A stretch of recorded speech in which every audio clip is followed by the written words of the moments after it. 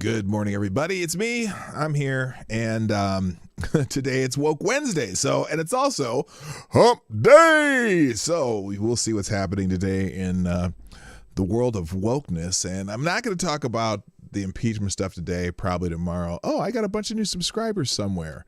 I wonder when that happened. Let's see here. But anyway, so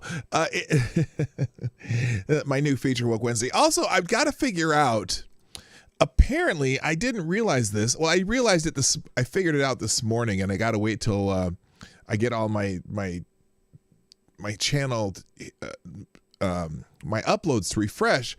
I think my 2-year anniversary of the show's coming up, because I know it's right around the same time the Covington story came out and the Jussie Smollett story came out. And I know Jussie Smollett, that happened January 29th, 2019. And it's just weird to think that 2019 was 2 years ago. But then again, 2020 seemed like it lasted forever. So I can understand why I might not know that, 2019 was 2 years ago. But anyway, I'm going to figure that out. Maybe I'll have a special show and some special guests for my 2-year anniversary. Oh, that's weird. I can only scroll back to... I can't even scroll back that far. But anyway, I'll figure it out. And if I've already missed it, well, then so be it. But we'll have a 2-year anniversary. So anyway, let's get into it as soon as I play the intro, which is right now. Boop. Ladies and gentlemen, coming to you live from the Lucky Dog studio in a hidden location somewhere in the upper Midwest of the United States of America, it's a brother making his own way but with all the wrong opinions. Welcome to the Morning Night Live with your host, yours truly, Dawg Knight.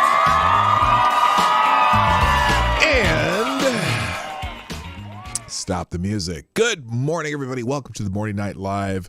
I'm your host, Marty, also known as PDawgKnight on the internet, and welcome back to the Dawg Knight Channel on this lovely Wednesday. It is Wednesday, the 13th of January, 2021. And, there's just, with so much going on, it would be easy just to stick to the most updated headlines, but I gotta do my Woke Wednesday, because it's Woke Wednesday and it's Hump Day on the Morning Night Live. So I'm glad you're here. There's a whole bunch of people already here that I need to say a quick hello to, and then we'll get into it. First in the chat today was Select a Boy. Yeah, boy. Who also gets the bell. Ding. And good morning, Gunfox61. How you doing, my friend? Good morning, Jesse Leon. You guys were chatting away right there early in there, weren't you? Also, good morning to Mike Savage, Blarg, and to Becca Fairley. Thanks for tweeting out the show. Good morning, lurking and working. Oh, well, that's cool. I hope you're one of the people who has animals who listen to my show too. We'll see what happens. You'll probably mention it as soon as I get down that far. Also, good morning to Willie. You get a black pill, and you get a black pill, and you get a black pill. Oh, I see. The Oprah Winfrey way. You get a black pill, and you get a black pill, and you get a black pill. Gotcha. Also, good morning to Callie Roger. Hey, is that a new person or just someone who changed their name? Shh, don't tell anyone. Oh, I shouldn't have said it out loud now that I read what you said. Anyway, welcome if you're new. By the way, anyone who happens to be new, hit that subscription button and click that bell. Also, good morning, Fox P2, John Smith. Say hi to Elizabeth Warren for me. Also, good morning to Renee Mayette. What's up? Tyler F., Kyra Alexander. Maddie's in the house, who also always tweets out the show. I always appreciate it. By the way, I do have my cup of reparations. I'm not going to call it reparations coffee because it's not coffee today, but it's brown and it's down, and I'm about to go to town. Anyway, I'm enjoying some tea with honey and lemon. Still got a little bit of cough, but no more coof. The coof's gone. My lungs feel great. The body feels great. I am doing just fine. Just in case you were wondering. Thanks for asking. Also, good morning, Mr. Scott J. Katie did skate. I got Mr. Scott J. Katie skate. Cultist4 also. You're a ridiculous lunatic. Now, I'm not saying Cultist4 is a ridiculous lunatic. That's a name. You're a ridiculous lunatic. Good morning. Also, Attack Alpaca and the Stream Jump. Robert Lapine. I hope I didn't miss anybody else there. Cynical Lindsay. Hello. And I think I'm getting down to the end here. And Ryan himself. Glad to hear that. Glad to hear that I am. Wait, what's the badum tis for? I'm not sure. But anyway. Oh, I see. I'm my thing. And okay. All right, cool. Oh, Tarai Deos. I almost missed you there. I see this thing jumps and it just happens. Anyway, also, thank you. This is Kyle for the first donation of the day. I appreciate going through. Kyle went through YouTube Super Chat, which is available. Also, Streamlabs in the link down below. Who says, "Hello, chat people and P-Dawg." Well, hello to you too. This is Kyle. I greatly appreciate your overwhelming support over the last several months that you've been watching the show. So there you go. And everyone else who joins the chat and do super chats and donations and do comments in the comment section when they watch after the fact. There's a lot of you who just only watch this as a video, as an after the fact replay, and I really appreciate that. That's really cool that you all do that. So anyway, I am starting to contact people to be guests throughout the year of 2021. So hopefully we'll be starting to see some of those. I finally actually got off my tuckus. Well, actually I stayed on my tuckus and did some tap. And there's a handful of people that I would really like to see come visit on the show, and for you to get to know them. Some are YouTubers, some are more, not necessarily YouTubers, but people who are interesting. And hopefully we'll be able to get that going and have regular guests on the show that is going to be interesting. Also, good. Hey, Cynical Lindsay, good point there. Also, so up here, I have these places where I use as notification machines, and one of them's Twitter, which I'm very active on. Mine's, which I'm occasionally post on, but it's pretty rare, mostly just as notifications. And then there's Gab and Parler. And obviously you might already know that Parler is down. They're having a fight with Amazon, who is the host, who hosts all kinds of things on their servers, and they decided that Parler is no longer worthy. And there's a little nasty little lawsuit going between the two. And I'm not going into it today. Maybe we'll get into it a little deeper tomorrow. But and thank you, Maddie, for sending me that. I had already had that, but not the part that you sent me. There is some of the big wigs at Parler have said some sketchy shit themselves on their own platform. And, but it's not necessarily scaring me away, but I don't think Parler's going to be back anytime soon. It's a good chance. They're trying to get an injunction right now on Amazon dumping them, kind of a breach of contract exemption. But apparently, if you read the response from Amazon, some of the requirements for content moderation and things like that were in their contracts. So I don't think it's going to be successful. In the end, the antitrust part of it, who knows how that's going to go. Something's got to give as far as that goes, but who knows. Anyway, but I'm still I still have it up there, even though it's not functioning. And then Gab is a problem too, in that they've been gaining so many new subscribers. What the hell did I just do? I don't want to do that. There. Okay. Gab has been getting so many new subscribers. Oh, finally it's up. It takes a while for that. So over the last couple of days, they've been getting 10,000 new subscribers an hour. I mean, it's been insane how many new subscribers they're getting. So it's who knows? Their servers are just overwhelmed right now. It's very hard to get on there, and Gab has its own problems as far as when people were really when Twitter first started kicking people off, they tended to kick off people who were a little bit out there. Okay. Well, I didn't even say a little bit out there. There are a lot of out there people, a lot of the actual white nationalists and white supremacists or whatever go on Gab. And so sometimes Gab can be an absolute shite show. You know what I mean by shite show.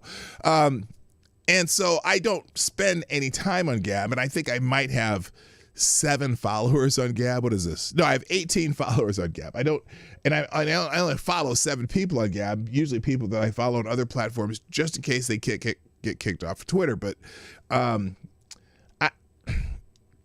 right now that they're getting so many new subscribers, it might be a little more interesting, and there might be people I want to follow, but I don't know. It's just right now, it's just I have it as a, what do you call it? I have it as a placeholder.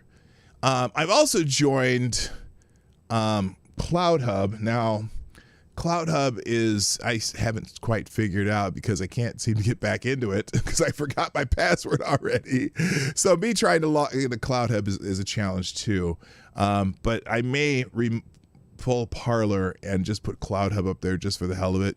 But again, right now you just got to get at least get your markers, your placeholders on alt tech. So for example, one of the reasons I signed up for all these sites is because I want to be able to save my same at PDawgKnight on all of these places. So just in case I get the boot from one of these places. So I'm basically anywhere you go, Rumble, BitChute, Gab, Parler, Minds, Cloud Hub.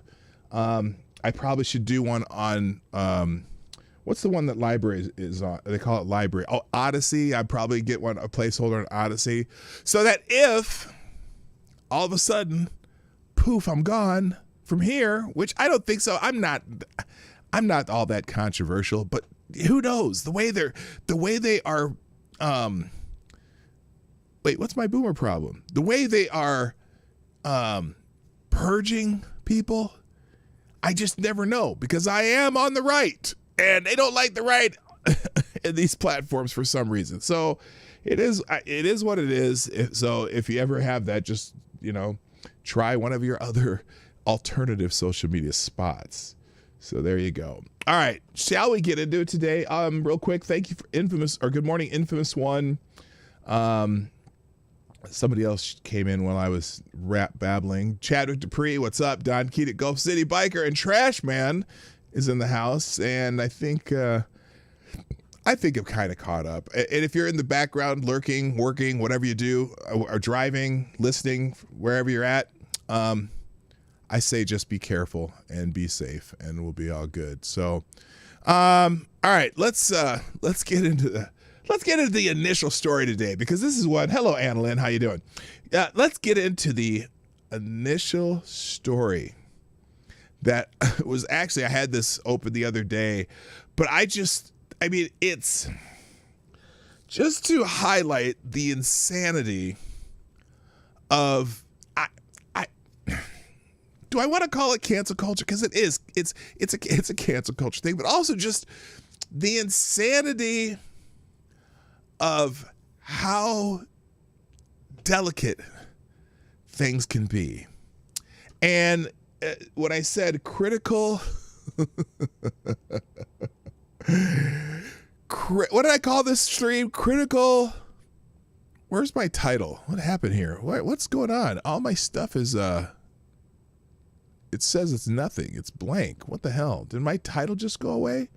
Anyway, critical librarianism.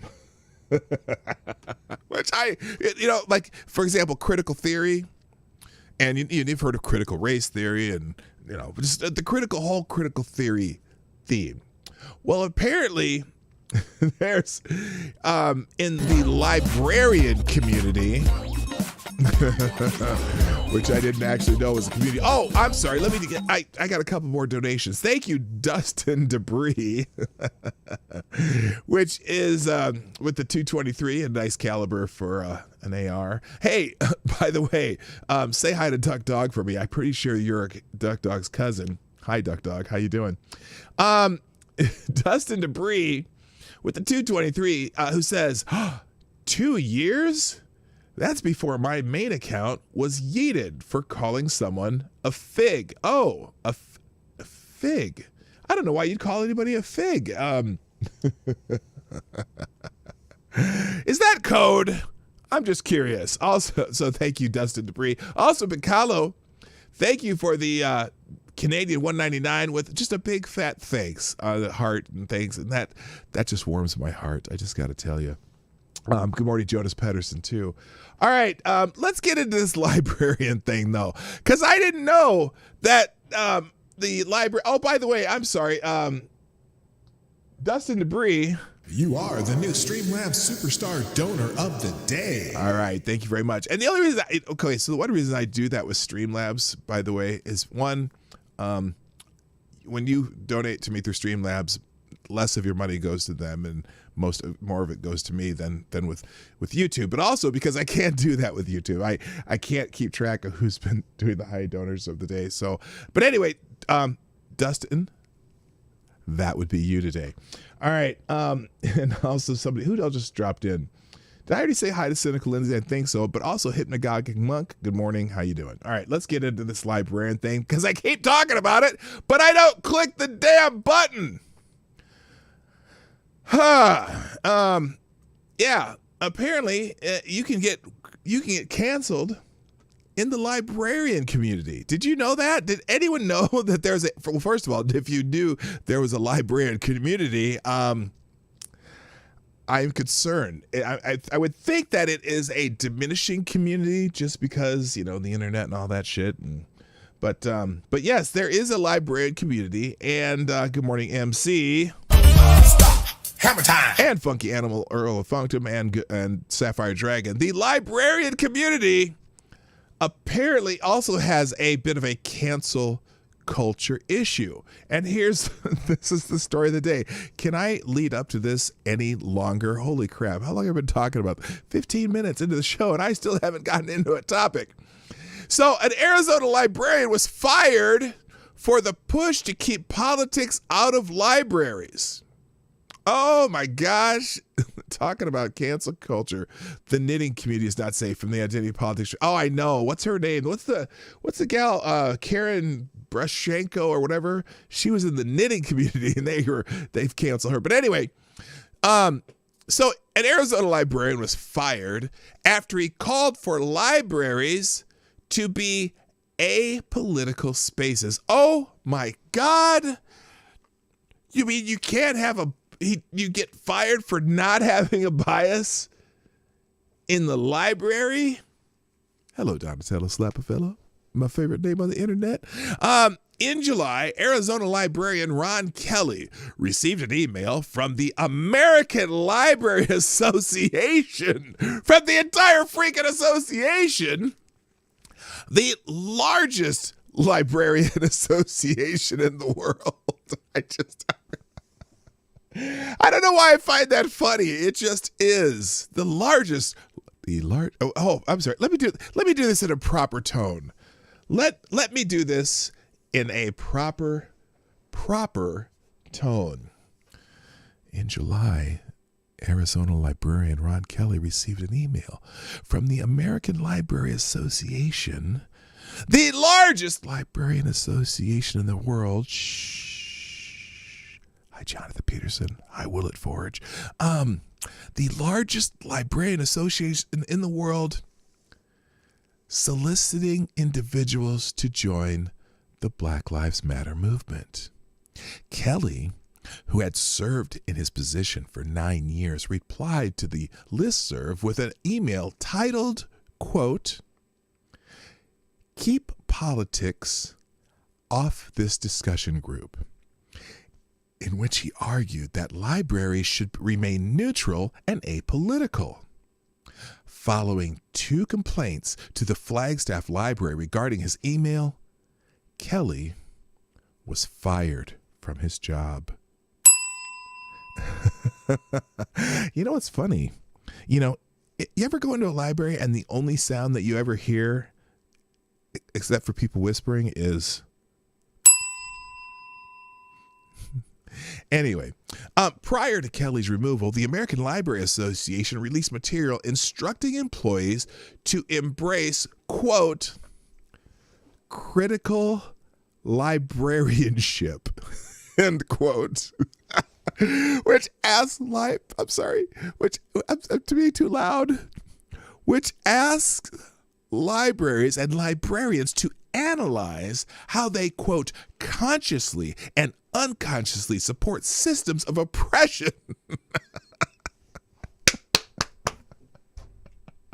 I can't say this with a straight fucking face. How librarians consciously and unconsciously support systems of oppression. End quote. Those damn oppressive librarians. Its core tenet, excuse me, its core tenet is that neutrality harms oppressed groups.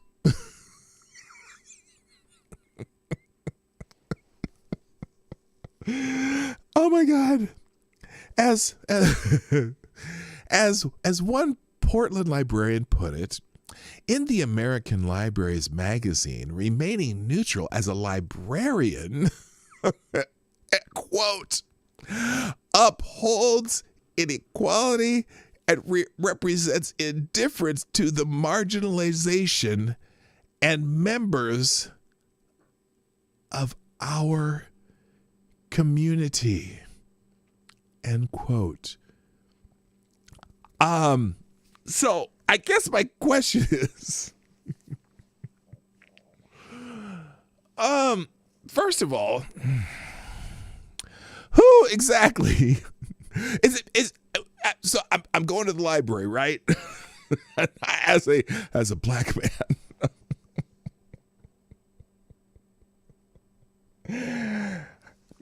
And I ring the bell to get the librarian over. Hey, librarian. Yes, I'm looking for books about black people. Can you point me to the books about black people? And the librarian looks at me and goes, fuck you, black boy. I don't know. I have never been oppressed by a fucking librarian. I don't. I don't know why I find this so funny. It's just funny to me. Kelly, the guy who got fired, told the Washington Free Beacon that this idea was wrong-headed. Our jobs as librarians is to provide access to information from all points of view and let people make up their own minds. Yes! Yes! Yes! Ah! You are my hero. But, and there's a big but here.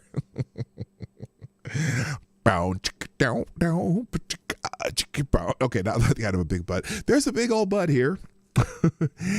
Critical librarianship is rejecting neutrality in the library.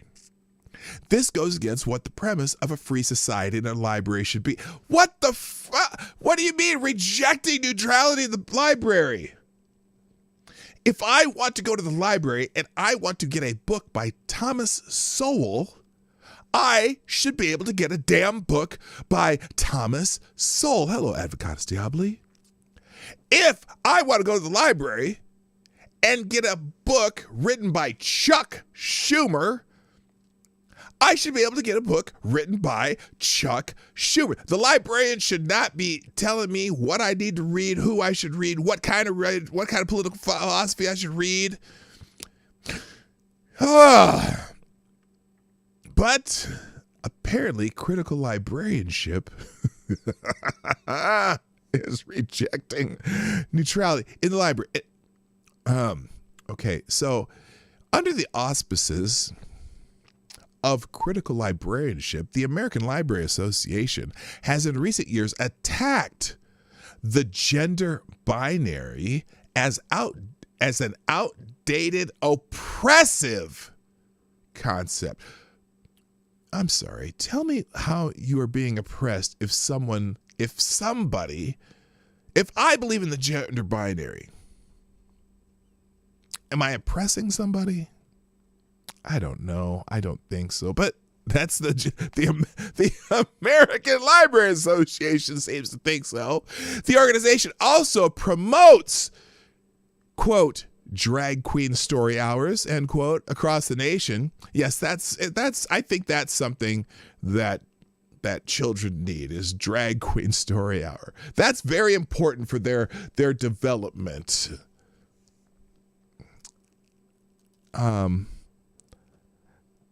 Your life makes me sad. Not. Anyway. And also calls for maintaining queer and trans of color archives. Now that, fine. If they want to have a section of books on queer and trans things of color, whatever, fine. I don't care. They should, if people are asking for that, fine, have that stuff.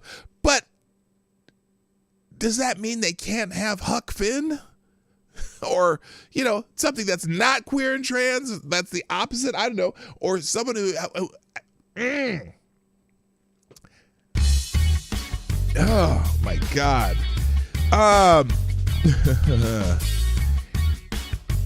Kelly, let me do this. Oh my goodness. Wow. That's very generous. Gun Fox. Amazing. Gun Fox 61 with the 2669. And my favorite alert, I think, of all my alerts. I can't remember that Australian hurdler's name, but she's a fine individual. Thank you, Gun Fox 61. By the way, you are the new Streamlabs Superstar Donor of the Day. It's too quiet in here. Throws on a speaker and turns it on. When you need loud music to start a party or whatnot, pick American all-weather speakers. Our batteries last a whole 24 hours. Plus, you can have dancing girls on the side. Hey. I'm all for that. Thank you, Gunfox61, for the very, very generous donation. And you are definitely the new Superstar Donor of the Day. Okay.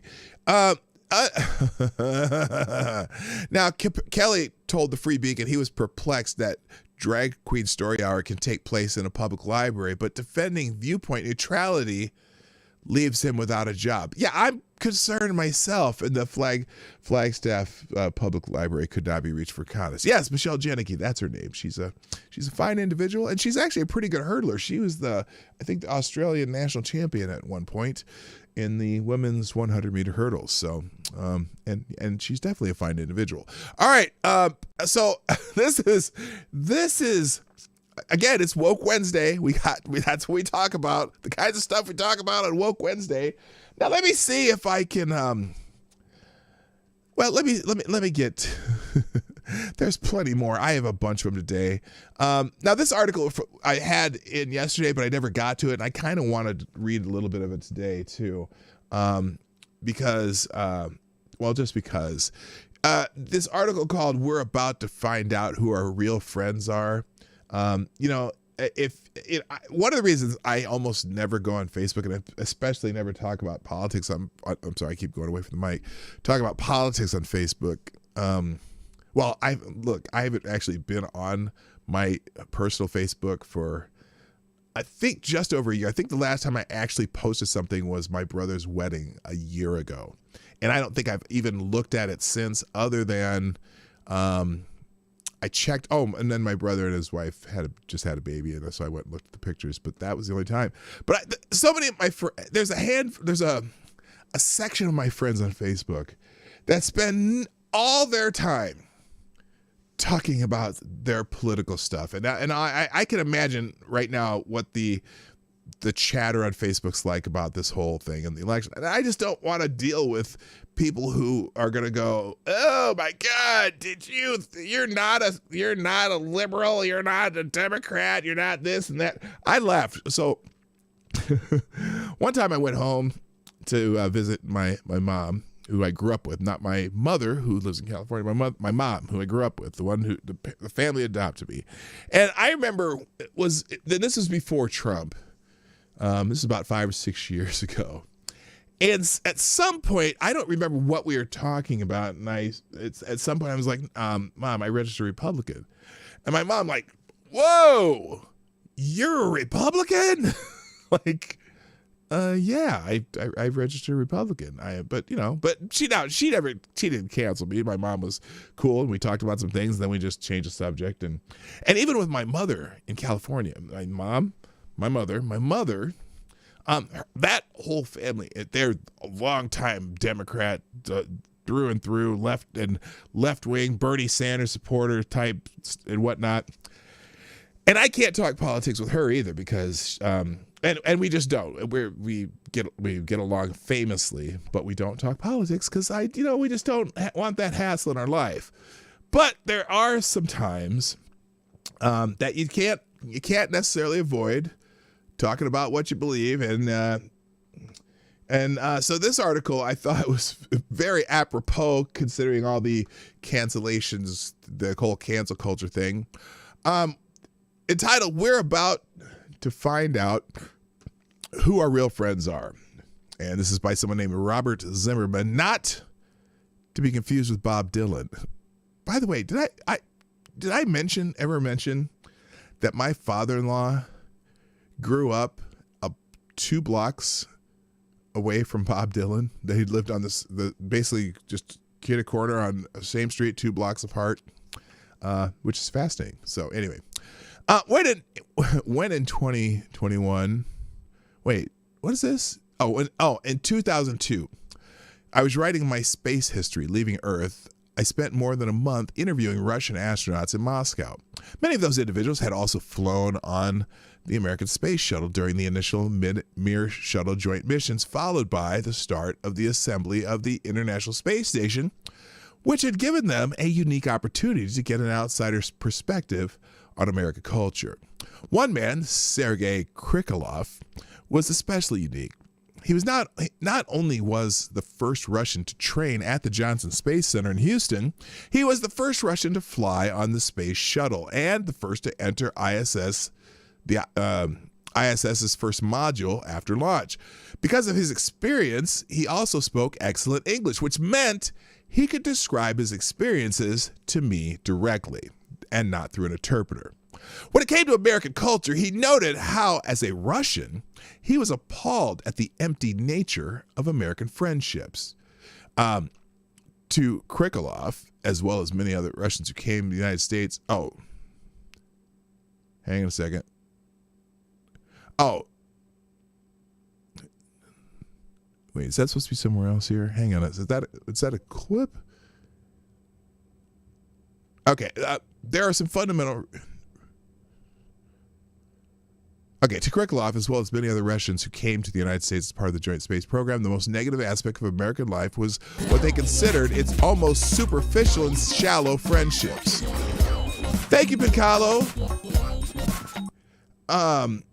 the donation through Super Chat. New title, "When the Bookstore Barista Loses a Job." Except when bookstore barista loses a job. Yeah, I know a bartender who lost a job because she went to Congress. Oh, God. Oh, God. All right, anyway, while Russians considered friendships intensely important and spent years developing trust before they were willing to call someone their friend, Americans could say howdy to each other, drink a beer, and consider themselves lifelong buddies. Okay, that's from the book.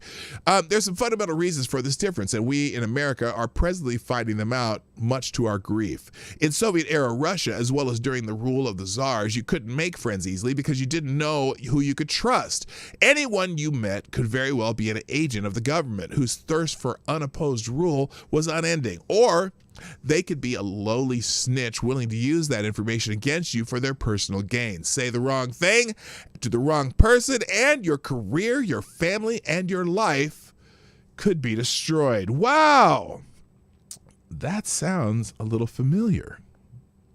So, Russians took care who they spoke to. They spent time carefully and gingerly testing the waters with each new acquaintance, making sure this person was of like mind and, more importantly, not one to snitch. Friendships made under these conditions were therefore few, but they were firm, long-lasting, and dependable to the fault.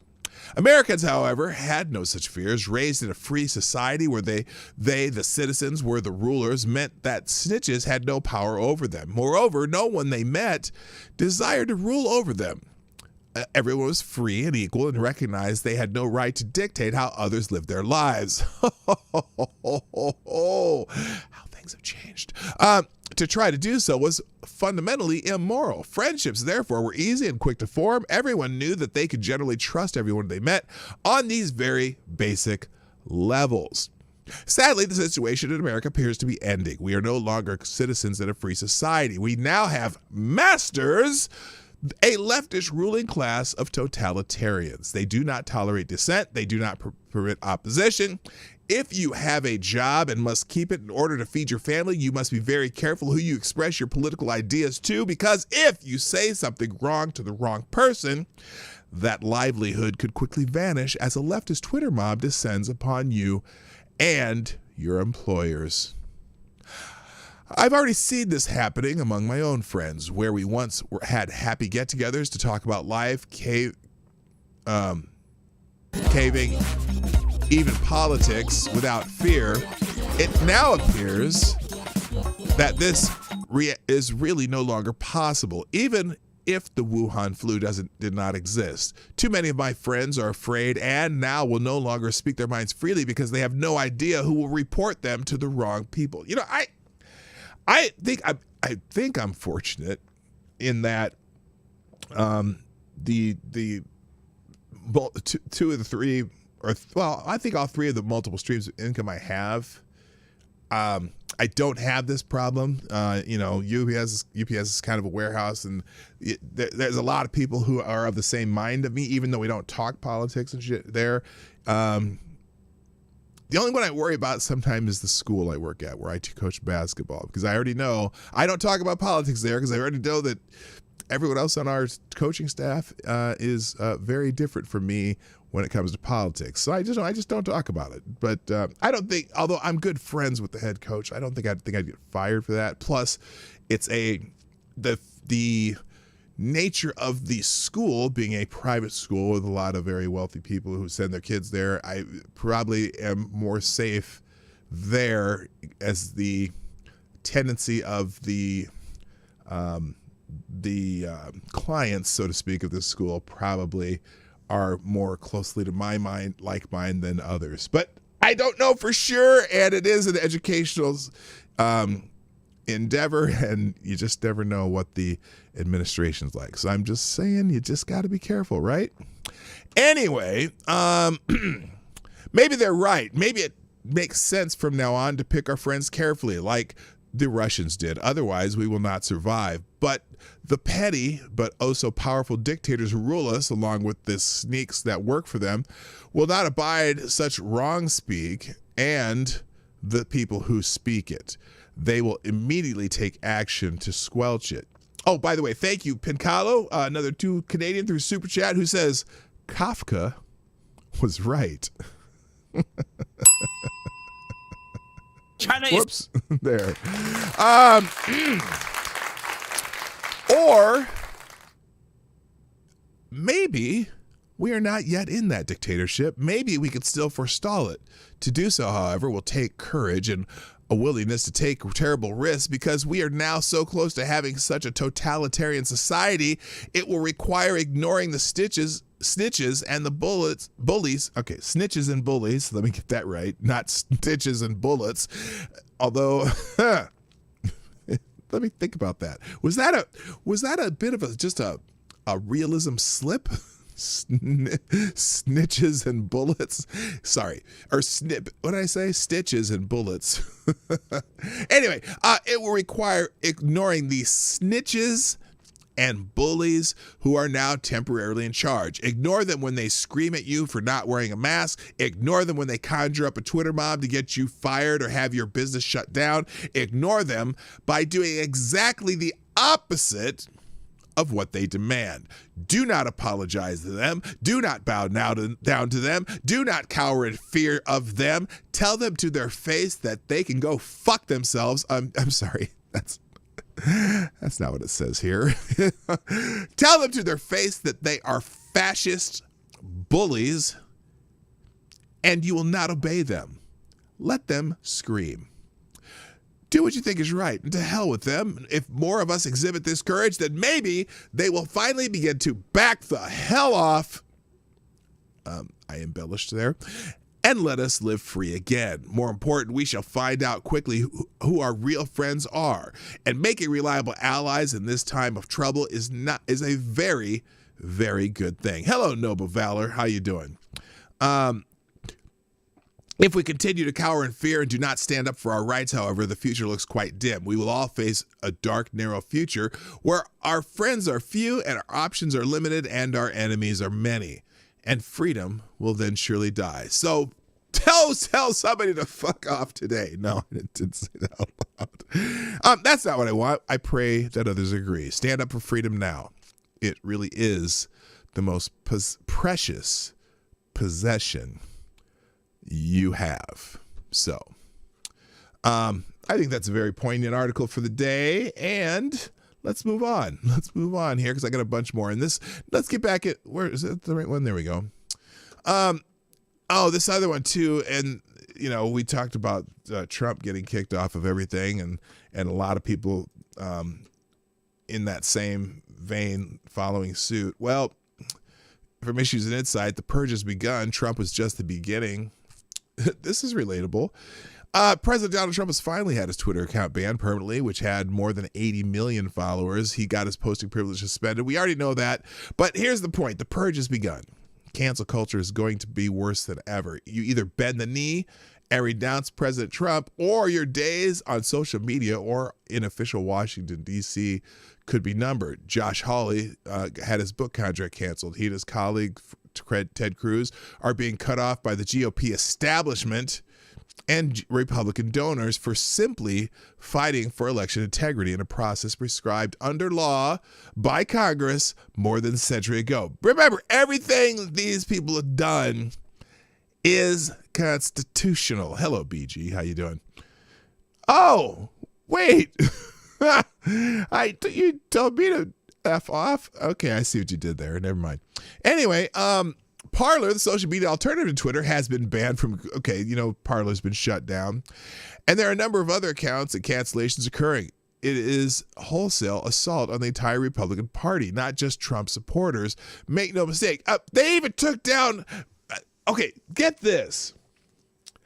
Ron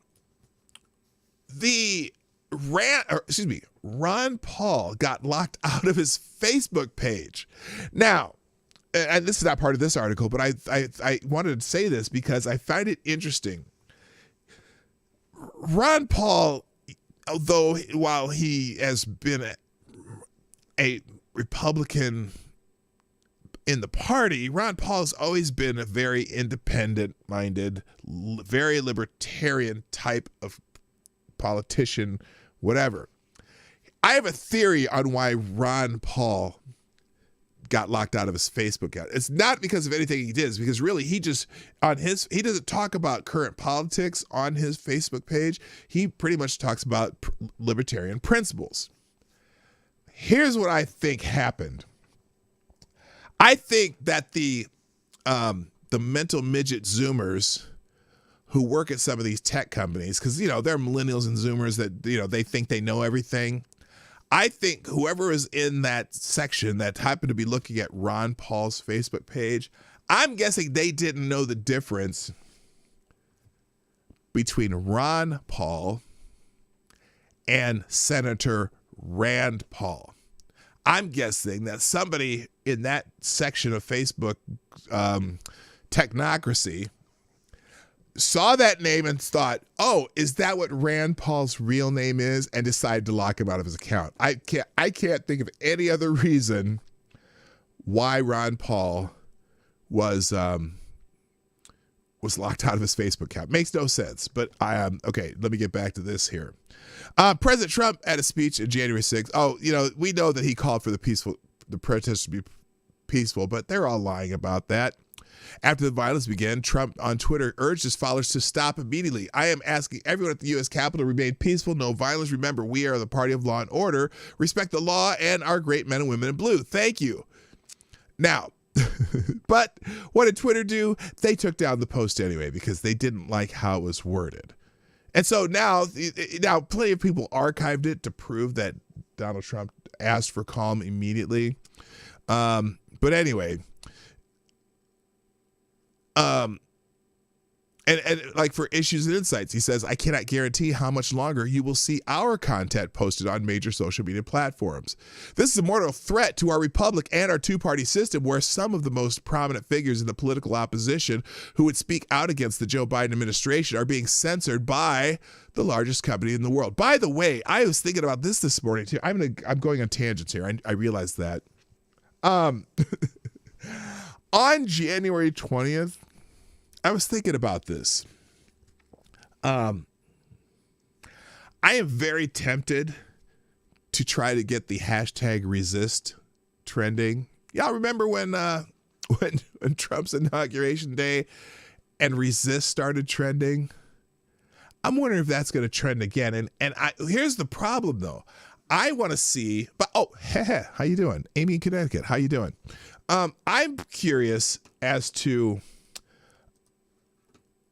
if that starts trending, how many people are going to get in trouble for that? Do you think people are getting in trouble if they suddenly, because that was the big thing. Oh, Russia, and all that shit, and resist. Is that if that trends again, are they going to start closing accounts to people who have hashtag resist? And would that just be one of the, well, not one of the, but more hypocritical moments of social media time that you'd ever see? Because resist was all the rage when Donald Trump became president, right? Ron Paul and his podcast have been censored before for speaking about COVID, specifically citing Dr. Yeadon's take on the vaccine as it relates to infertility. Was that their thing? I don't know. Hey, Ronan, how you doing? Eden Prairie, Minnesota. Grand Forks, North Dakota is next. Oh, you're in Eden Prairie. Oh, cool. If I was a busy day, I'd see if we could meet up for a snack or something. But unfortunately, you're on your way west, and I have a full day too. So anyway, but be safe on the road, Ronan and Maddie, by the way. All right, back to this article though. So this is a mortal threat to our republic and our two-party system, where some of the most prominent figures in the political opposition who would speak out against the Joe Biden administration are being censored by the largest companies in the world. In April 2018, Twitter co-founder and CEO Jack Dorsey retweeted an article by Peter Layden and Roy Texeria listen to this, that called our political discourse a new civil war. Oh, sounds like Tim Pool. A new civil. By the way, I'm getting tired of Tim Pool and his Civil War talk, but whatever. And I like Tim Pool, but damn, stop. It's almost like he's encouraging that shit in some ways, and then he backs off. Well, no, I'm not. I'm just telling you what's going on. And oh my God, I was watching. I don't watch it because I usually watch Lord of the Night, but Tim Pool stream gets like 60,000 viewers. I'm like, oh my God, how do you even manage that? Anyway, this guy, so he Jack Dorsey,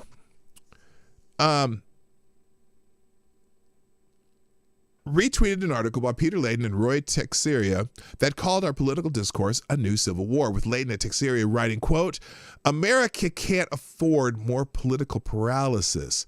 One side or the other must win. This is a civil war that can be won without firing a shot, but it is a fundamental conflict between two worldviews that must be resolved in short order."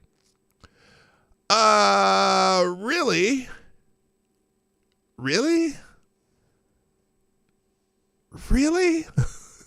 It called for democratic one-party rule in the United States as a means of reconciling issues facing this country and ultimately implementing the progressive agenda. Dorsey called it a great read. Oh, fan-fucking-tastic. This is exactly what John Stuart Mill warned against in 1859 in On Liberty. By the way, if you've never read that, it's a good read. The most compelling defense of free speech in human history, the philosopher warned how a tyranny of the majority could impose censorship that would be more formidable than even governmental censorship. Like big corporations who control most of the communication, suddenly telling people what they can and cannot say. I know that's another aside.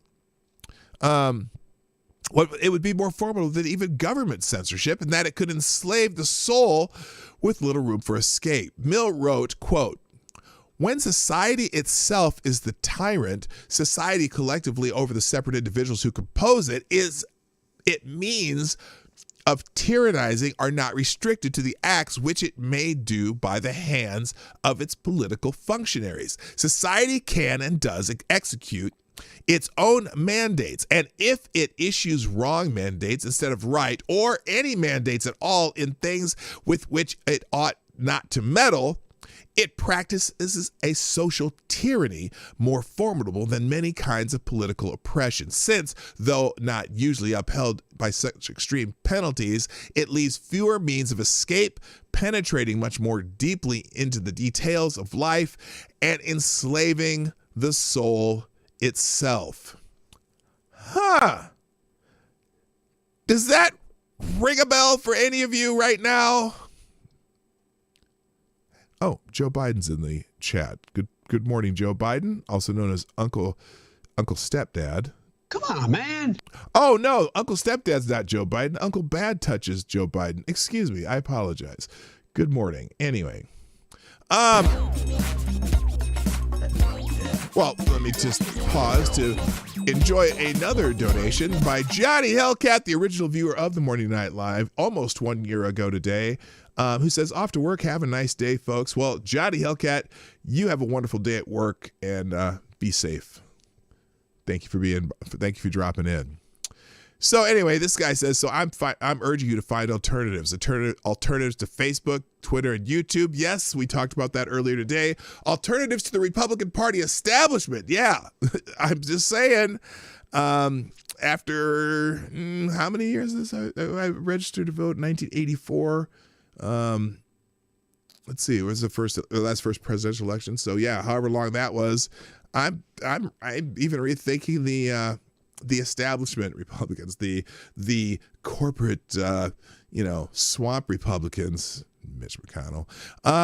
Although I have to at least give Mitch credit for keeping it real for Trump for at least the 3 of the 4 years. And now he's probably, the establishment Republicans don't like Trump either, because he's not one of them. And let me remind you, for someone who might see me talking about Trump like this, I'm not a Trump guy. I'm an America guy. And Trump just happened to be the best choice this time. Is he the greatest person in the world? No, he's not. But he was the right person this time. And remember, I didn't think he was the right person last time. I didn't think Hillary Clinton was either. I thought they were both shit, but Trump proved himself over the 4 years. And so I had no problem voting for him this time based on policies and things that got implemented under his years as president. And I think the events, these events of the last year, the entire establishment has wanted him out from the beginning, although Republicans were supportive of him. But in the end, the establishment people, the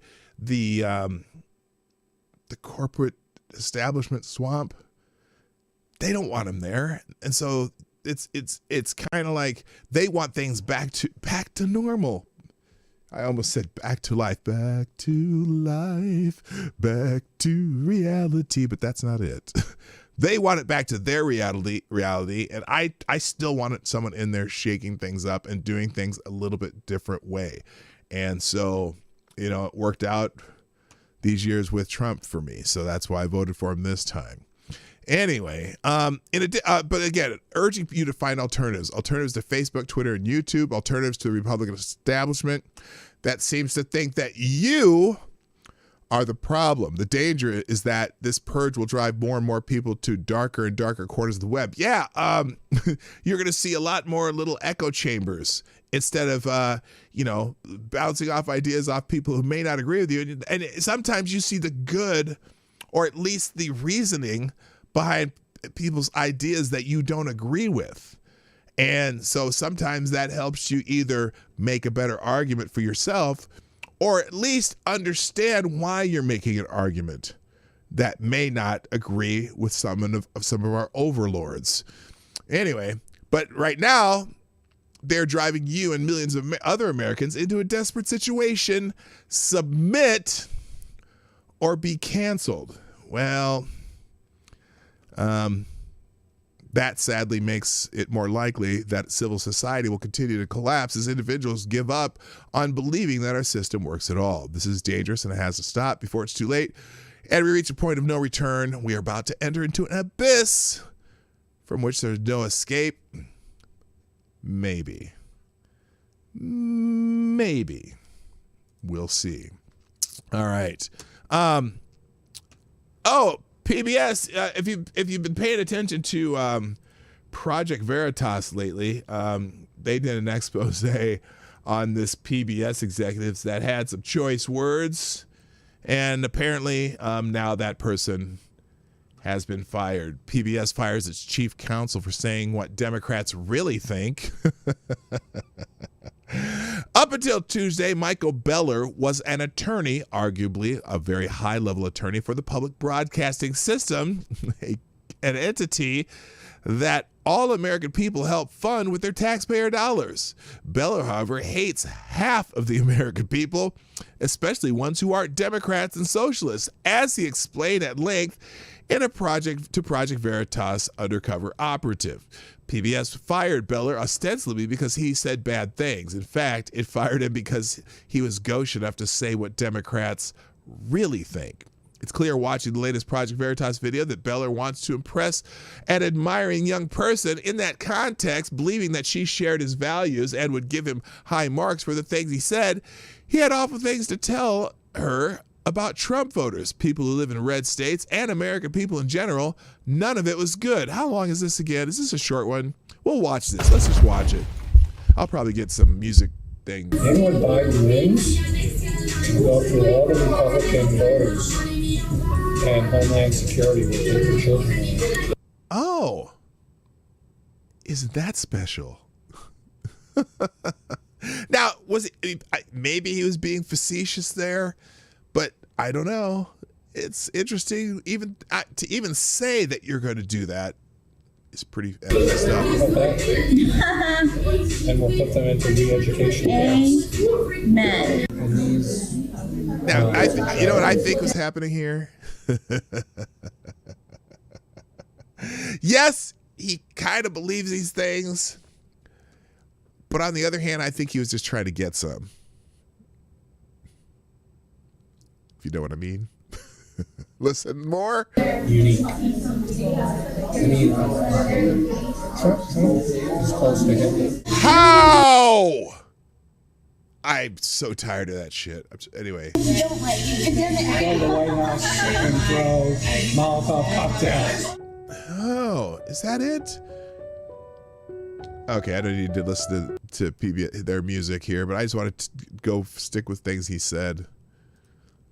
Growing up, knowing nothing but Trump, for 4 years, you gotta wonder what they're going to be like. Well, hopefully they're not like you. And now, here's the other part. So, I need this guy to explain to me. He says, what do they say? They'll, how do I get this thing off here? Get off my screen. They'll be raising a generation of intolerant, horrible people, horrible kids. Intolerant of who and why? And how could, what is it about President Trump that supposedly gets people to raise intolerant, horrible people? I have not seen that at all. The people, I mean, some of the most ardent Trump supporters I've met, and again, me not being gung-ho Trump person, I just appreciate what he does right, and I will criticize what he does wrong. But I've not seen these intolerant, horrible Trump supporters. I just haven't seen it. They're mostly, it's funny. When you go to events that are filled with more right-wing people, maybe I'm just generalizing from anecdotal evidence, but you find a lot more happy people in those types of settings versus going into a large group of left-wing people. Left-wing people are always mad about something. There's always something wrong, and everything's terrible, and everybody hates it. They hate everything, and this is that, and this sucks, and yada yada yada. It's the I'm oppressed crowd. If you think you're oppressed, and you are going to be mad. I'd be mad if I felt like I was oppressed all the time too. The MAGA crowd is way too tolerant, maybe, but at least they're fucking happy. Anyway, let's. Okay, nope, I don't want to hear your music. Oh wait, yeah, he's PBS's principal counsel, a senior player at the organization. His extreme radicalization is troubling to say the least. Yeah, and it's funny because PBS's response I think I have coming up too here. Great. Enlightenment camps. Oh, great. They have Sesame Street characters in the classroom, and they watch PBS all day. I'm gonna go home and watch it. Oh, there's a nice thing to say. Americans are so fucking dumb. Most people are dumb. Oh, thank you, Mr. Smartass or Smarty Pants. Most people are dumb. It's good to live in a place where people are, educated. People in D.C. are so educated. Could you imagine if you lived in one of these other states or places or states where everybody's just stupid? Imagine if you lived in one of these other towns or states where everybody's just... That's just amazing. Stupid. What's great is COVID is spiking in all the red states right now. Which is, sorry, dude, but it's spiking everywhere, and it's spiking more in the blue states. Sorry, I hate to tell you. This, dude. Why do you think so? Because either those people that come out to vote for Trump, goes to red states, or a lot of them are sick and dying. PBS has oh, yeah, it's the cases are spiking, but they're not all dying. And, the 3 Democratic Congress people have tested for COVID recently. I guess it's spiking in Congress. Oh, I got to tell you about that too.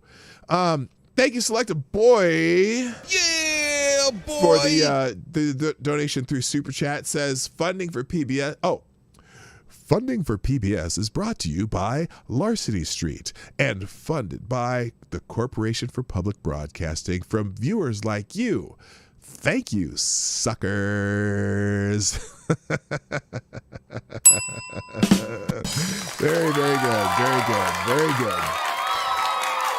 Now, that's not a sponsor of the PDawgKnight channel. That is funding for PBS. Anyway, so you get the idea. He's just bad-mouthing the right. And this guy's one of the senior counsels. And I have to laugh because PBS says otherwise. But anyway, So now, let's see. Looks like this is just more quotes. Nothing Beller said surprised me. My world is made up of people like Beller, affluent college graduates with white-collar jobs and a fealty to the Democratic Party, because memberships in that party proves that they are both intelligent and fundamentally good. Yeah, except for economic issues or foreign policy or anything else. Anyway, Beller's statement concerning Republicans and Trump supporters are a common currency among the more politicized. What's really appalling about Beller isn't what he says, but that this is what all these middle and upper middle class leftists say. When J. O'Keefe later confronted Beller ran away like a pussy. Oh shit, did I say that out loud? I'm sorry. Anyway.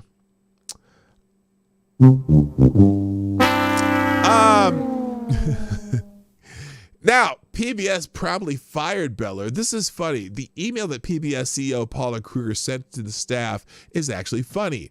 It badmouths Project Veritas as, quote, a far-right activist group that's known for producing deceptive videos. Go listen to what they say about what Trump said at this rally that some of the knuckleheads, about 200 of the knuckleheads, broke into the Capitol building. Listen how they selectively edit what he says, and then think about what this asswipe said. Yes, women, Paula Kruger's an asswipe. But anyway, and then it said, although it provides no evidence proving either point, yeah, I'm sorry, Project Veritas, no matter what you think about them, they will always give you the raw footage, right? Let's go here. Real quick. Thank you for the donation, Atheist Icon, who says, I'm intolerant of two kinds of people, kitty diddlers and animal diddlers. If I need re-education for that, we are screwed. I agree. Yeah, those are good things to be intolerant of in my book. So very good. Thank you, Atheist Icon. Whoops. There we go. Now, Kroger quotes PBS's official Twitter statement, no links to Twitter, which identifies Beller as a mid-level staff attorney. Oh yes, whenever they get caught, that's just a low-level something or mid-level staff attorney. The heavy-handed phrase is giveaway that he's probably just as important as Project Veritas said he was. Finally, Kruger insists that there's no place for hateful rhetoric at PBS, and this individual's view in no way reflects our values and positions or opinions. Yeah, talk about deceptive editing. That's a bullshit statement. But here's an almost cheering thought. Beller is singularly lacking in insight. In the midst of the pustulant effluvia that flows from his mouth, as he contemplates children being raised in Republican homes, Beller says this: they'll be raising a generation of intolerant, horrible people. Horrible kids. Mirrors? Any mirrors in your house, my friend? Anyway, so that's that. Moving on. Now this is an article just talking about, they've been talking about changing Section 230 and whatnot.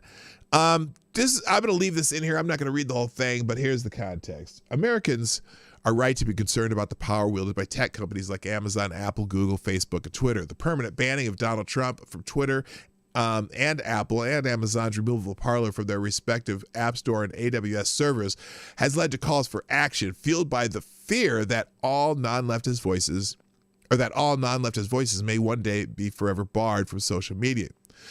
The current state of banning, stifling, and removal of voices who dissent from leftists or woke orthodoxy is bad for America, bad for open debate, bad for liberty. Of all the possible responses to this dilemma, however, getting the government involved, listen to this very carefully, getting the government involved would turn a deeply worrisome situation into something likely far worse and irreversible. You think it's bad when these companies are doing it. Think about when it has the power of the federal government behind it. Although, come to think of it, they would have to abide by the First Amendment if they're... Anyway, let's not even go there. Yes, it's gross. Yes, it's grossly hypocritical, transparently inconsistent that vile tweets from Iranian Supreme Leader Ali Khamenei, as well as heinous propaganda from the Communist Party of China, are allowed to remain on Twitter while Trump has been banned. Yet, there is an important distinction between being outraged at a private company doing something we may disagree with and recognize that it's right to do such a thing. Illiberal actions may be wrong or reprehensible, but they are neither automatically unconstitutional nor illegal simply because they are illiberal or offend us. Being on Twitter isn't a natural right endowed to anyone, just as a cable network doesn't have to grant a television show to each American that wants one. Twitter isn't a public forum guaranteed by constitutional interpretations, although I wouldn't be upset if they said, you know what, this is a communication tool just like telephones or telegraphs or fax machines. But anyway, you know what I'm saying? I think if you get the gist of what I'm saying there. Anyway, it's a private entity. Anyone is free to sign up. Anyone is free to leave as he chooses. Even though, and now I am more along the lines that if this shit gets really, really bad and there's a decent alternative that someone makes, because they say, oh, if you don't like it, make your own Twitter. Oh, if you don't like it, make your own payment processor. Oh, if you don't like it, host it on your own servers. I'm down with that if there's a way to do it. If they can't find all these, but the problem is these 5 companies are so powerful right now that they can block many things you do. Oh, put it on your own servers or make your own Twitter. Yeah, Parler did that. Look where they're at right now. So I don't know. They just need to. Somebody just needs to get the shit together. Now Gab has found a way around it, although now they're getting so many users that it's hard for them to stay open. But anyway. Point is, it's a private entity. The Twitter reserves the right to remove anyone at their leisure. Yes, even if that person is the current sitting president of the United States.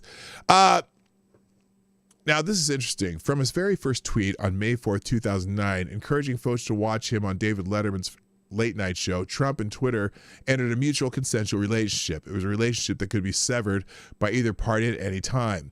In the most accurate sense, Twitter's permanent ban of Trump constitutes his denied use of the specific virtual private property owned by Twitter and its CEO Jack Dorsey. Trump isn't being censored in the legal constitutional meaning of the word. He's being ostracized and shunned. There's a difference, and it's not a pedantic one. An instance of the former would be an affront to one's First Amendment right to be protected by government encroachments on speech.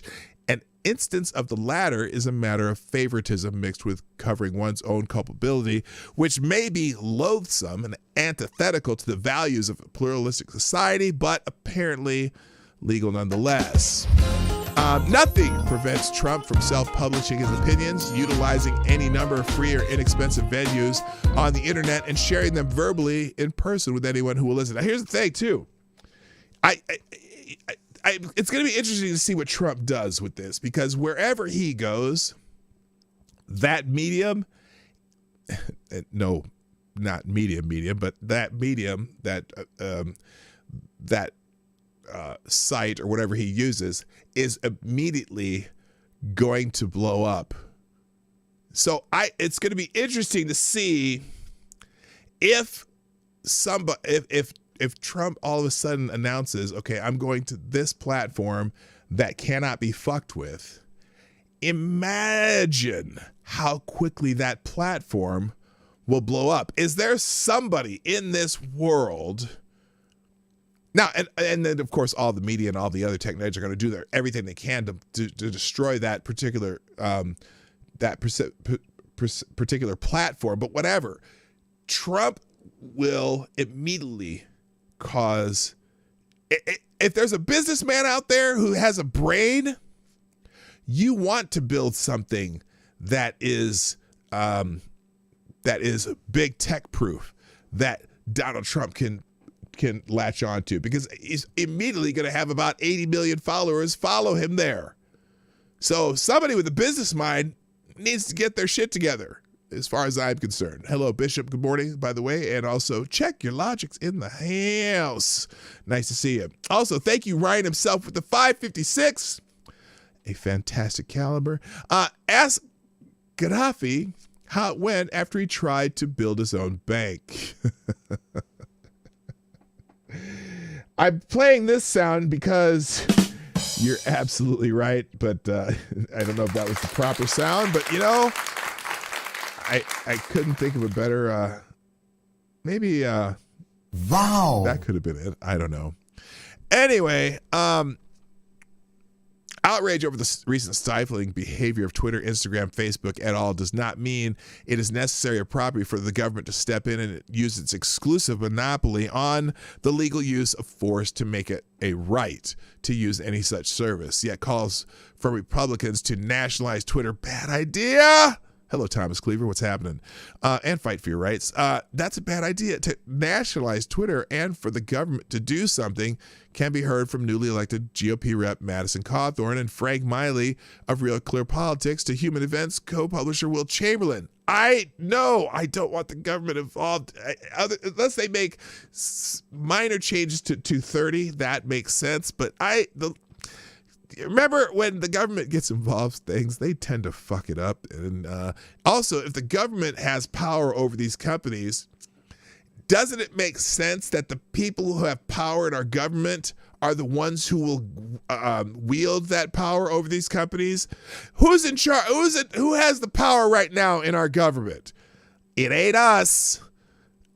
Be careful what you ask for. Kind of like when Harry Reid decided to remove the filibuster for getting judges approved in the Senate.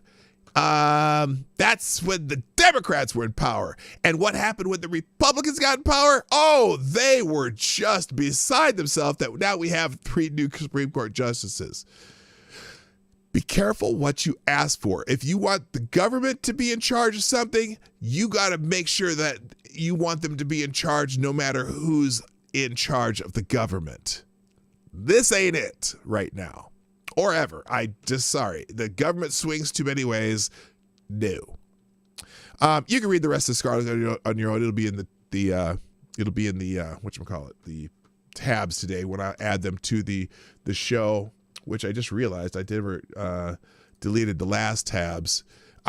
I'm so wary of some of these people who are like, oh, the government needs to do something. Oh, get rid of Section 230. I think getting rid of Section 230 per Trump, he wanted to say repeal Section 230. I think that's a bad idea.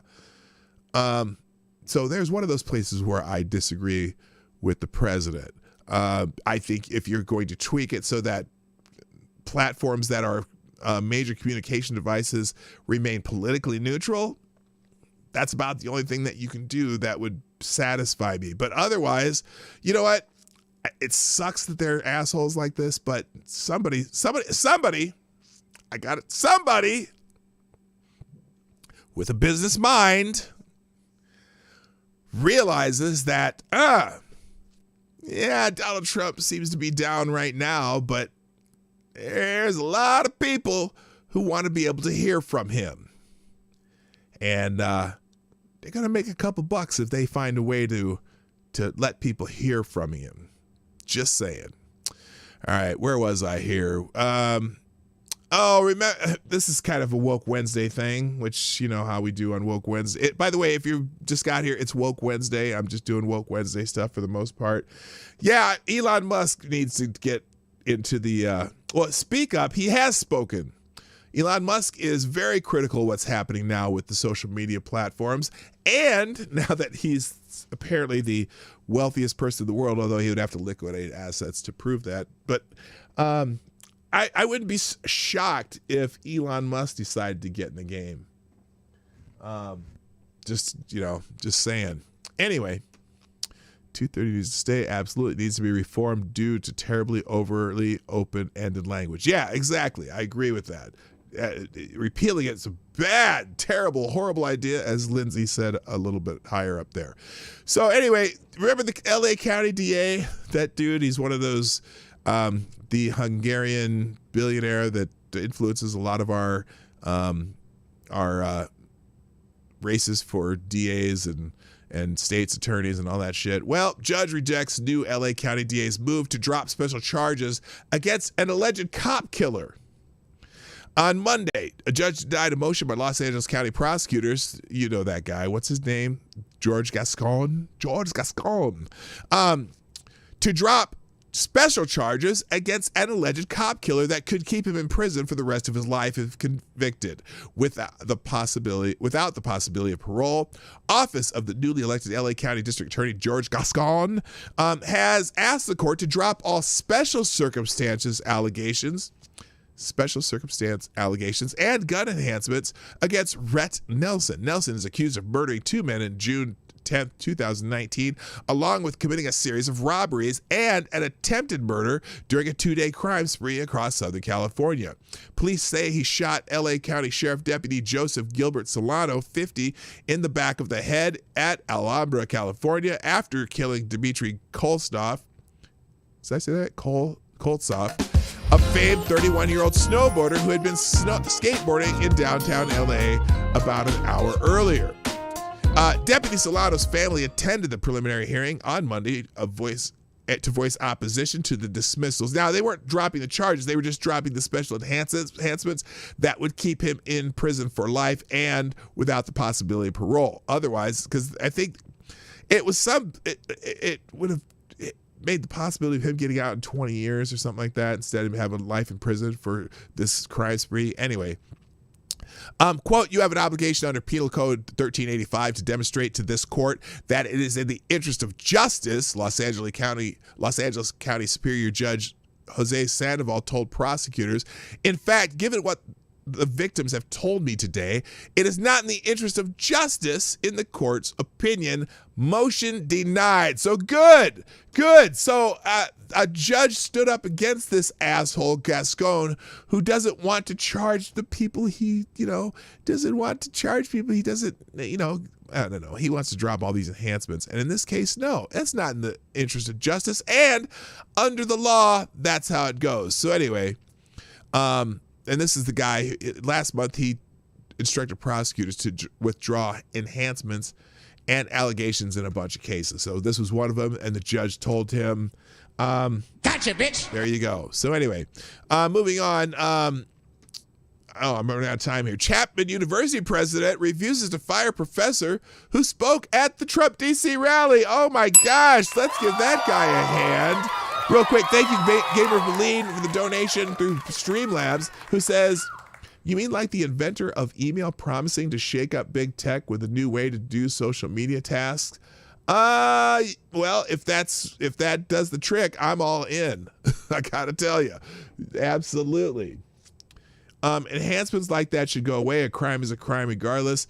It depends. For example, in a robbery, if it's a robbery with a robbery, sometimes there's enhancements for weapons versus no weapons, okay, as an armed robbery versus unarmed robbery. That's an enhancement. It's still a robbery, but if they don't use the weapons, but they have weapons, it's a difference. So I understand how some enhancements go away. I think, I don't know. Do I agree with enhancements if you kill or shoot a law enforcement officer? I don't know. But right now, the law in California has the enhancements. Now, if he wants to go to the legislature and they change that law, fine. Figure out how to do it, because again, like what's one of those, there are enhancements where I go, why? It's still like hate crime enhancements. I think that's stupid. Okay. So you need to change the law. You know what I'm saying? Yes, I agree with it. That is not an enhancement. That's an added charge. Well, you know what I'm saying? My point is, I agree in the fact that, like, for example, hate crimes. Don't like that idea. So really, this guy who, in this case here, I'm not sure why you need enhancements when he committed murder and attempted murder and other things. Why is there a charge that is not I don't know, if it's multiple crimes in one spree, why do you need enhancements to have that sentencing? I agree with you there. So enhancements are things that make doing something to one person more of a crime than doing it to someone else. You make a very good point. I'm just saying right now the law in California is the enhancements are there. Now they should, if that prosecutor wants to go to the state legislature and say, hey, these enhancements stupid, let's figure out how to change these, then more power to them. All right. Moving back to this, Chapman University president refuses to fire professor who spoke at Trump D.C. rally. Good. The president says free speech is sacred and tenured academics like Eastman have the privilege of speaking their mind without fear of repercussion. But Eastman, oh wait, what? Eastman abused that freedom. How? Okay, hang on a second here. Chapman University law professor John Eastman attended a pro-Trump rally in Washington, D.C. last week and even appeared on stage with Rudy Giuliani. Eastman was not part of the group that stormed the Capitol, but his employer is now being pressured to fire him. Oh, that's what the other people are saying. Chapman University faces pressure to fire Professor John Eastman, who spoke at pro-Trump rally before Capitol breach. Chapman University is facing pressure to fire blah, blah, blah. They repeat themselves. Just an hour before rioters stormed the Capitol building, controversial Chapman University law professor John Eastman appeared on stage with Trump's personal lawyer, Rudy Giuliani, at a Stop the Steal rally on January 6th, where they urged his supporters to head to the Capitol peacefully. Of course, this is CBS News reporting, so the word peacefully will never come up. In response, over 150 Chapman faculty members signed onto a letter calling the university to fire Eastman. Quote, Eastman spouted lies about secret folders to fire up an angry crowd that stood approvingly next to Rudy Giuliani as he called for a trial by combat. The letter read, these conspiratorial claims of stolen election were the basis of the insurrection. It wasn't a fucking insurrection. Stop. I wish they'd stop calling it that. It was not an insurrection. It was not an attempted coup. If you look at what was happening there, this was just some knuckleheads who decided, oh, let's go storm and get inside and make noise inside. Did they go and attack anybody? Did they even break shit? They did break some doors, I suppose, and messed up some paper and stuff. But the last time the Capitol was breached, there was graffiti everywhere. I don't know if you remember that because no one talks about it. Just saying. More than 140 members of the faculty at Chapman University signed the letter sent to the Los Angeles Times demanding the fire of Eastman.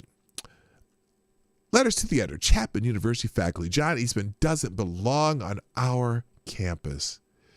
Last month, 159 Chapman University faculty members signed a statement of outrage that law professor John Eastman was using his university credentials in a spurious lawsuit before the U.S. Supreme Court. At the time, we did not call for his ouster, but his actions Wednesday that helped incite a riot against the U.S. government put matters into a different realm. They should disqualify him from the privilege of teaching law at Chapman students and strip him of the honor of an endowed chair. Eastman spouted lies about secret folders to fire up an angry crowd and stood approvingly next to Rudy Giuliani as he called for trial by combat. These conspiratorial claims of a stolen election were the basis of the insurrection. Okay, let me ask y'all something. Let me ask y'all something. So, when they call this an insurrection, that the president or anyone on that stage told them to go create mayhem at this Capitol building. Now, there were tens of thousands of people there, right? But if you read the news these days, they're looking for about 140 people. The FBI has 140 people that they're looking for. Did I say ask you something? I meant ask you something. I talk too fast sometimes. There's tens of thousands of people at that speech from the stage all the way back to the Washington Monument. There's tens of thousands. And when the people who went to the Capitol building were there, they're all around there. About 200 people went into the building. There was some more fighting with officers. But if this were a attempted coup or insurrection, do you think more than 200 of the tens of thousands of people standing around would have entered that building and would have found those law people or the lawmakers and shit? Do you think that more, if he said, go get them, if he had said, go get them, and there's tens of thousands of people there, do you think it would have been so easy for the Capitol? I mean, literally, how long did it last inside the Capitol building? How long were they inside the Capitol building? About an hour? An hour at most? If he told them to go do a coup or insurrection, I bet more than a couple hundred people would have went in that building. There were thousands of people out there. Do you think those thousands of people could have overwhelmed everyone in that building if he said, go do your thing? You know how like on Twitter they say, do your thing, Twitter. This was not an insurrection or a attempted coup. It was some assholes who got excited at the front of the building and got caught up in the situation and decided to break their way in and do some stupid shit. And for the most part, they left the building and they did some damage. They broke some windows and they did fuck up the parliamentarian offices and papers got strewn around and they stole some shit.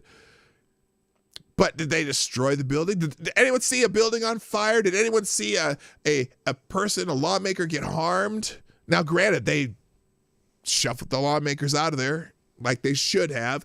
And again, you know, the woman got shot. And like I said, as much as I sympathize for her family and her getting shot, in some ways, it's also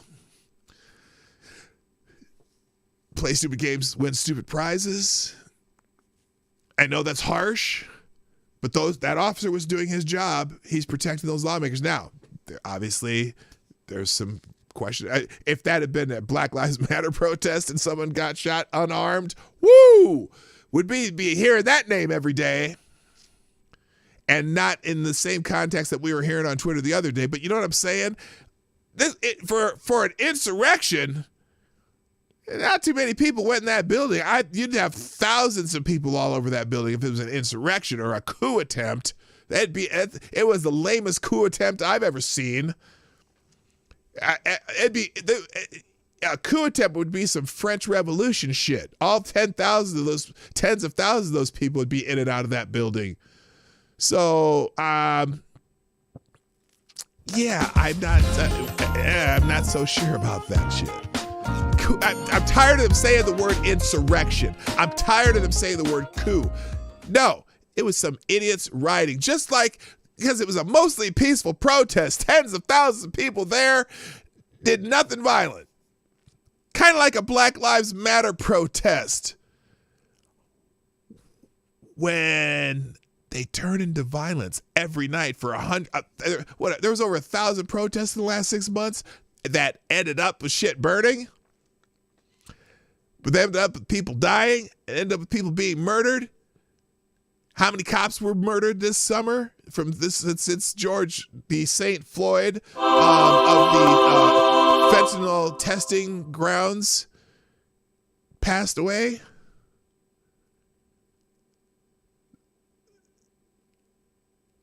And the only shot fired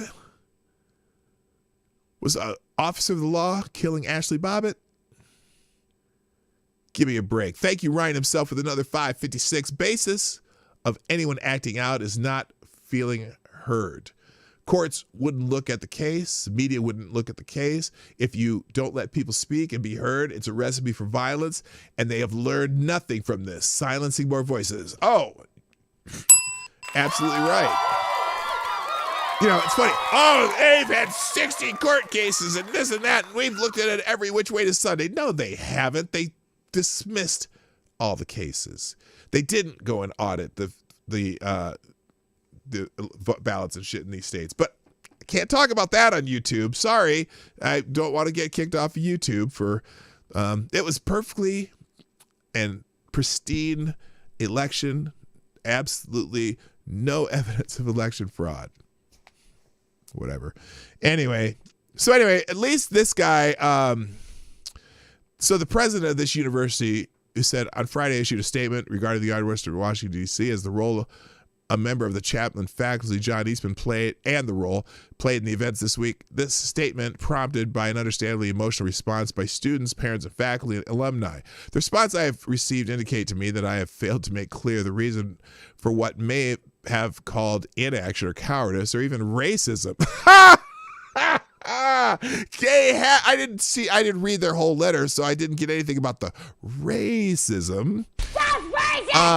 But that's the other thing. I don't think any of these people who were at the Capitol were thinking, oh, how can we fuck up black people's lives right now? I don't think that was it. I don't think they think,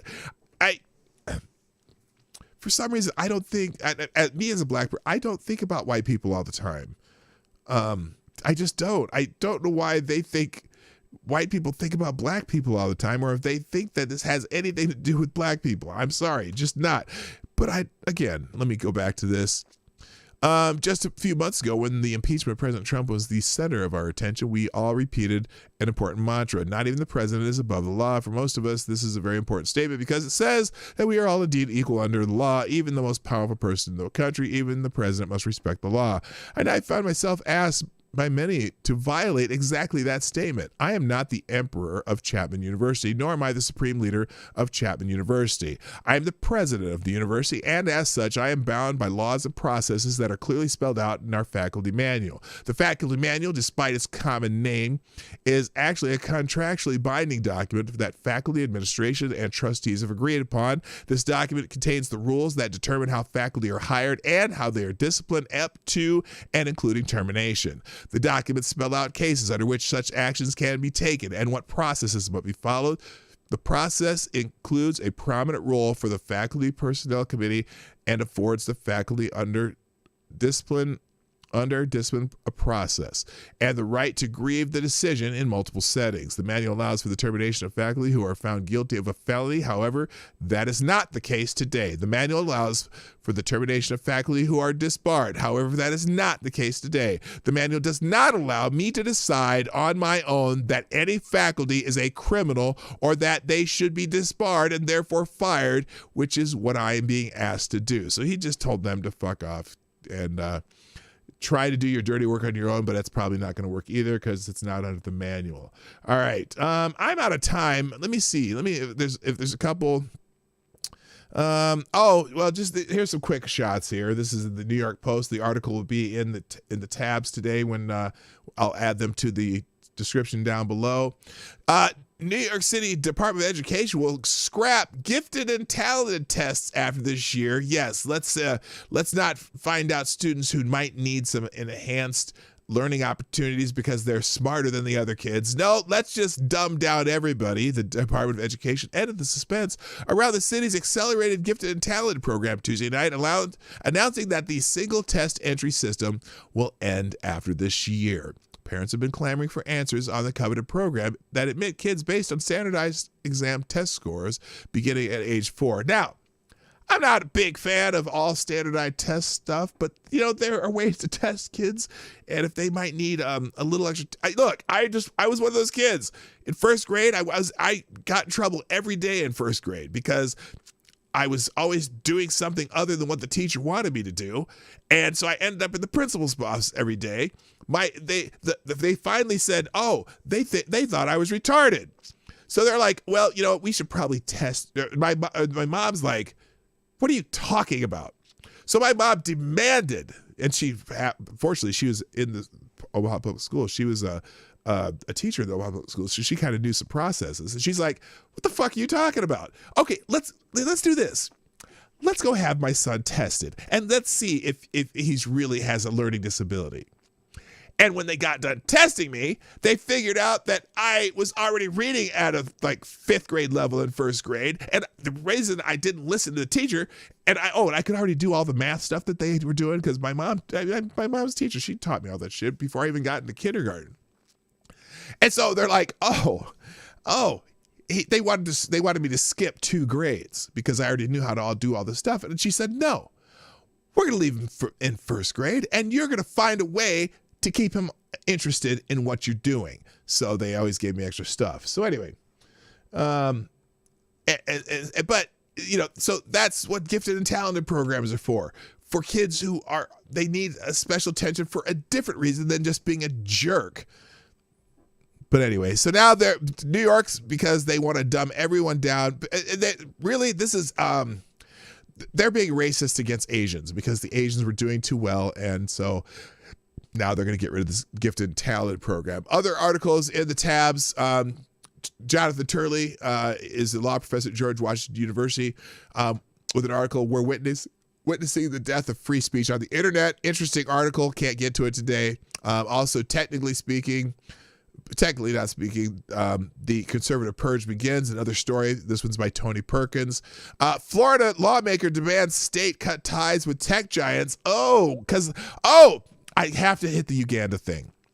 But anyway, they're going to decide who to do business with. So do we. So they're talking about apparently the state of Florida. I don't know if they have investments. What is it? So they may decide to do business. So do we. What did he say? This morning, I asked the governor and cabinet to divest the state from Amazon, Twitter, Apple, Google, and Facebook. They may get to decide who they do business with, and so do we. So apparently the state has investments in those companies and probably going to stop doing business with some of them. So good for them. That article's in the tabs. Also from the American Thinker, another cancel culture story, how it will prove to be the deadliest virus of them all, written by Patricia McCarthy. Also from Front Page,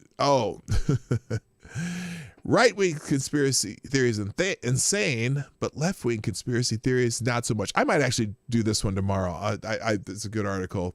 Finally, let's see. This one. If you're familiar with Gina Carano, she is in The Mandalorian, and apparently she has some wrong-think issues, and so people are trying to get her kicked off The Mandalorian. So the great article from Christian Toto today. And then this is the one that I'm going to do, even though I don't really have time to do this. This is fantastic. Twitter response to Uganda's social media shutdown.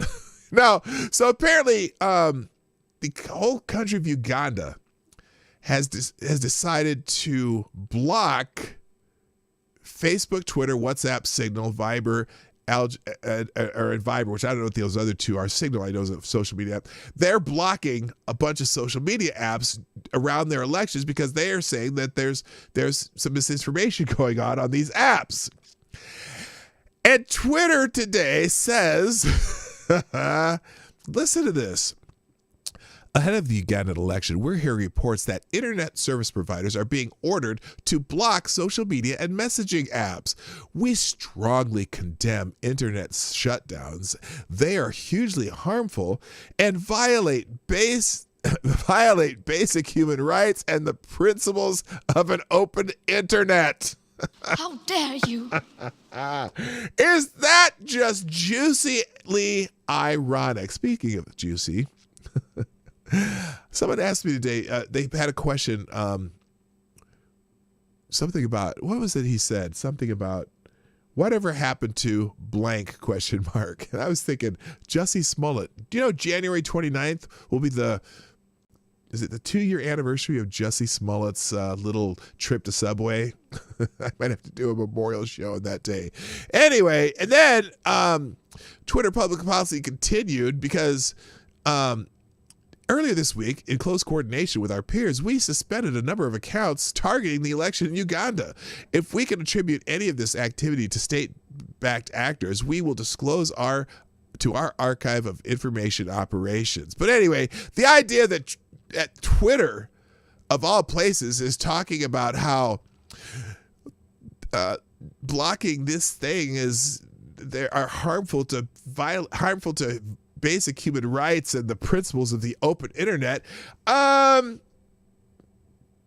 They could take a flying fucking a rolling donut for all I care. So there you go. And then also Gab has been compiling a list. You know how you see all these articles about how, they were talking about Parler and how they keep highlighting all these things that people had written on Parler. Well, Gab has been doing this apparently for the last several months, compiling a list of all the threats, slurs, and just things that people have said about people on the right. And they're compiling a list. And also, these are all things that have not been removed from Twitter. So they're coming out with that list. I don't think they've done it. They haven't. Well, here, just real quick. Over the last several days, big tech has taken a censorship to the extreme, silencing and even banning conservative voices across the United States. Social media platform Gab revealed Sunday that they have been collecting examples of hateful and potentially illegal threats, slurs, and other comments made in response to President Donald Trump's tweets. Ironically, while conservative pundits are being banned, these anti-Trump responses are still up. Gab is working to expose Twitter's hypocrisy. For months, we've been backing up every reply to Donald Trump's tweet. The site wrote in a tweet that has since been deleted. We call this project the Liberal Hate Machine. It conducts sentiment analysis to detect threats of violence, slurs, and more. There's a lot. It's searchable too. Stay tuned, the tweet said. Another post on Sunday said that it has been taken down that said, we have over 100 million tweets collected of the very hateful people on this website making the most disgusting and highly illegal replies to the president and other conservatives. It's no secret that Trump's tweets received outrage backlash, including some that would be considered to many threats. And like I said, Gab has said the site's been gaining 10,000 new users per hour since this whole dust up. So that's fantastic.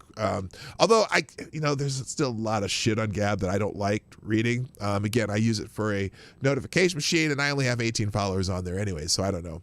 And then the last thing I left up here, oh no, I can close that. All right, so that's it for today, guys.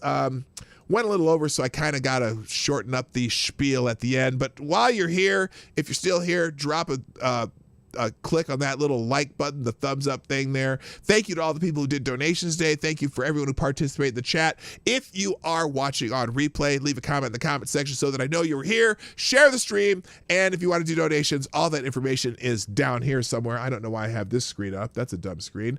All the information is down there somewhere. So if you want to do that, thank you so much for those who can. And if you can't, don't worry about it. The show is free. And we just try to have a fun time here.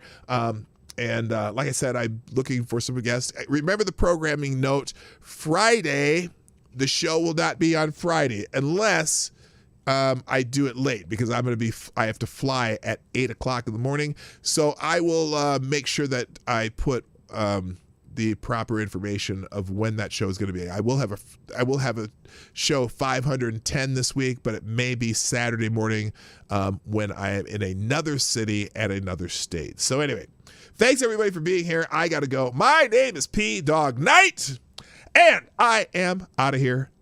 Bye-bye. Have a great day. Hey, this is PDawgKnight, and thank you for watching today on the PDawgKnight channel. If you have an observation or remark you'd like to make about this video or my channel, I absolutely welcome you to write it in the comment section down below. I really look forward to hearing from you.